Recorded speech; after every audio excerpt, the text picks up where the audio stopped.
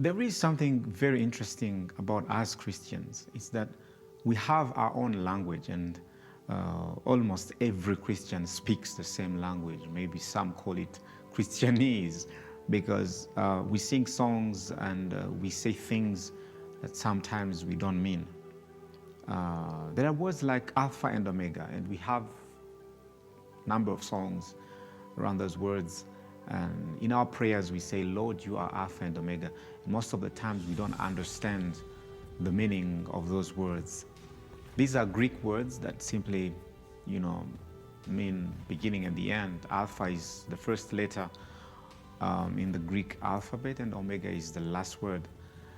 And we find these words in the book of Revelation, and we are reminded that God is at the beginning of everything, and He is at the end. He is at the beginning of creation, and He will be at the end of creation. However, the Word of God is richer. The Word of God is broad.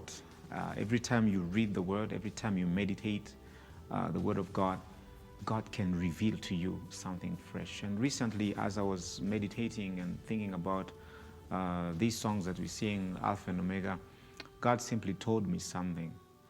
I am the Alpha and Omega.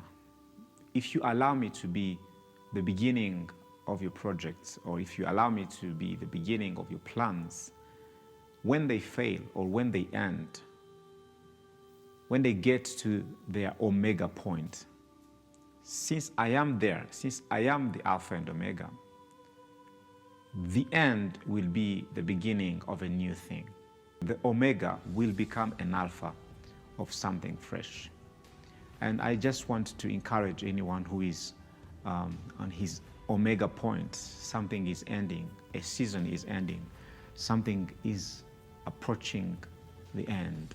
Maybe it's your contract, or maybe it's a relationship, or it's something else. If you started this thing with God, if you started it with the involvement of God, I just want to let you know that the Omega will be an Alpha.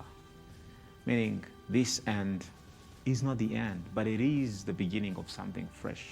At the cross, when Jesus said, "It is finished," and He died, that seemed like an Omega. But because He is the Alpha and Omega, this end, this Omega became the beginning of something fresh, an Alpha that made salvation available for everyone. Could it be that the end that you are experiencing today is the beginning of a new season, of a fresh new season?